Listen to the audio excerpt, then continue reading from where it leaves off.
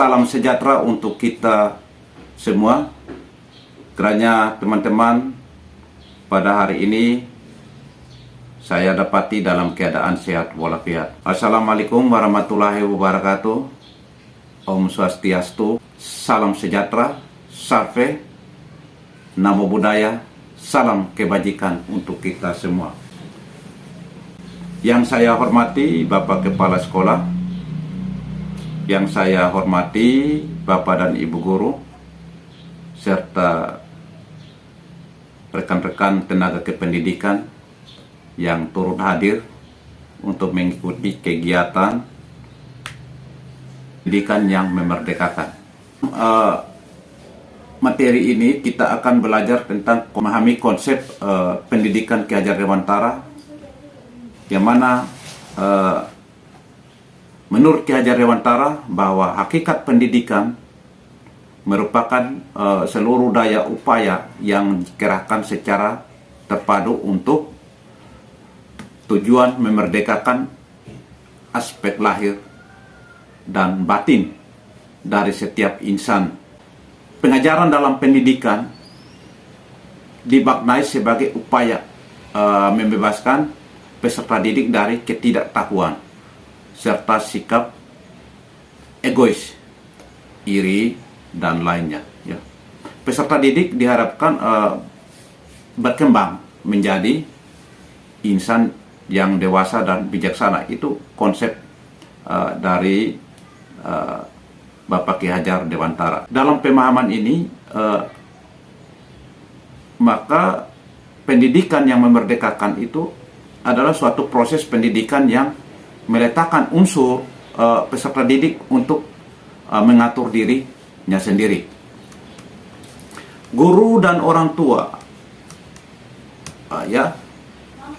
harus punya peran dan berupaya sekuat tenaga untuk menuntun secara rohani maupun mental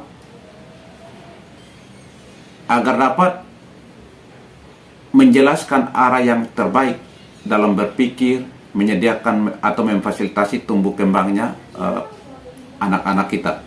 Nah, merdeka belajar artinya apa? Bukan hasil dari pembelajaran, melainkan sebuah proses dengan menerapkan prinsip-prinsip pembelajaran yang memerdekakan. Nah, saya sangat meyakini bahwa penerapan prinsip pembelajaran memerdekakan dapat menghantarkan peserta didik menjadi generasi yang bebas dari tekanan dan tuntutan. Nah, saya yakin Bapak Ibu Guru mampu melakukan ini. Nah, adapun prinsip pendidikan yang memerdekakan itu yang perlu kita ketahui, yaitu memperhatikan, pertama itu memperhatikan kondisi murid. Yang kedua itu yaitu menuntun terciptanya kondisi pembelajaran sepanjang hayat. Yang ketiga itu pembelajaran yang holistik.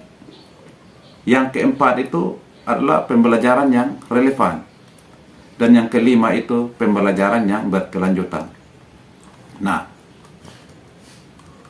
dari prinsip ini, bagaimana untuk mewujudkan pendidikan yang memerdekakan guru?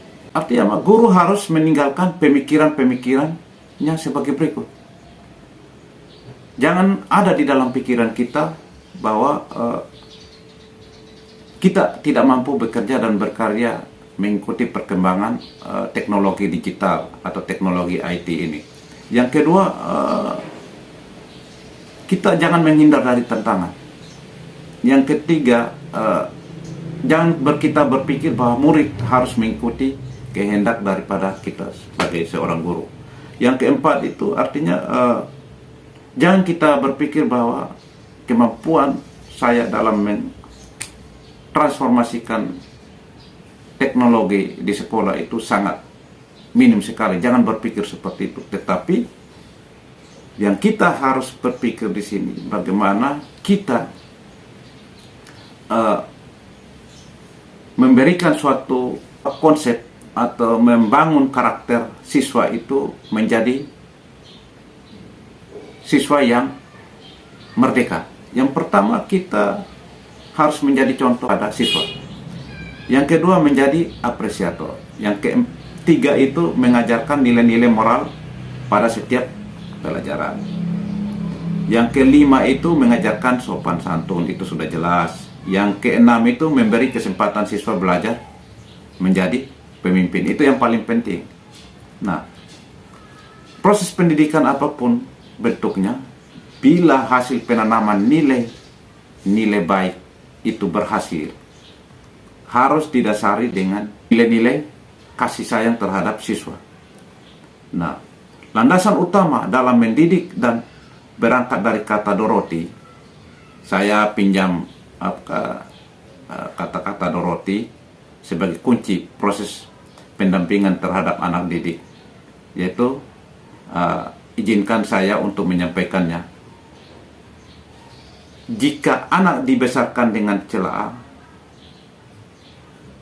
ia belajar memaki. Jika anak dibesarkan dengan permusuhan, ia belajar berkelahi. Jika anak dibesarkan dengan cemoohan, ia belajar rendah diri. Jika anak dibesarkan dengan hinaan, ia belajar menyesali diri.